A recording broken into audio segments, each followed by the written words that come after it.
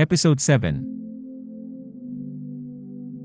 Top 10 signs na ang best friend mo, bet ang jowa mo. Mga bes, kumusta? Alam mo yung feeling na parang there's something in the air. Baka naman may drama sa likod ng mga ngiti ng best friend mo kapag kasama nyo ang boyfriend mo. Kaya naman, sa video na ito, tara na't alamin natin ang mga senyales na baka secretly in love ang best friend mo sa jowa mo. Siguradong makaka-relate ka sa mga signs na ito. Kaya let's dive right in. Number 10. Ang daming tanong. Lagi ba siyang may tanong tungkol sa boyfriend mo?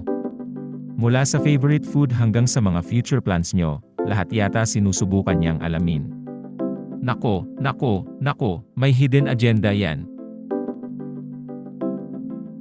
Number 9. Laging accidentally bumping into each other.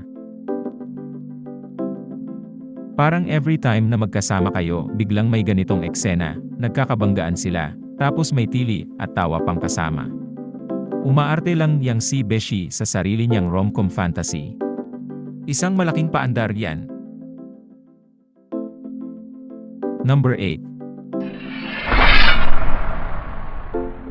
Auto-liker at comment sa lahat ng post ni jowa.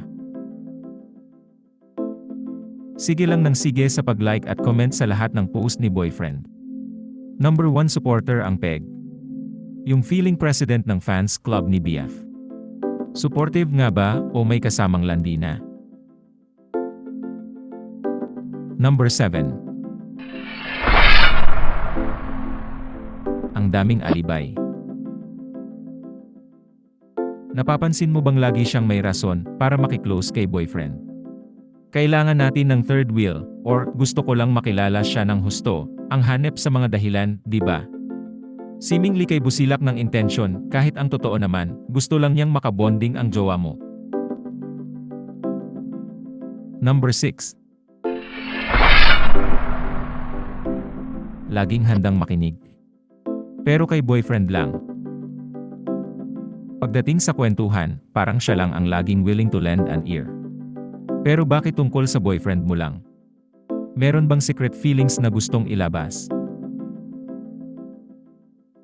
Number 5. Trip niyang makipagkulitan sa jowa mo.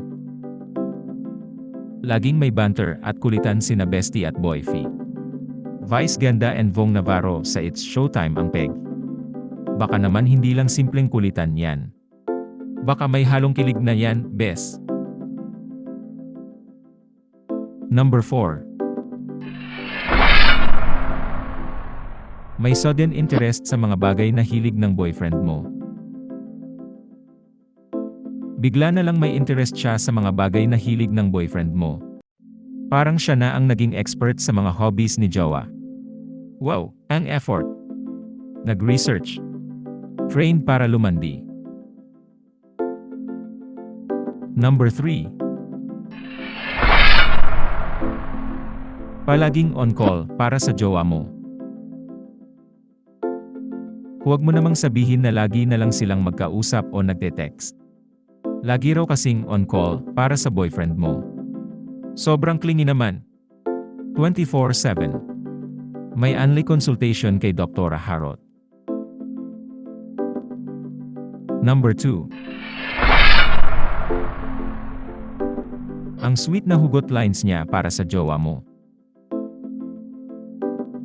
Lagi siyang may hugot lines para sa boyfriend mo, pero bakit parang may double meaning yon?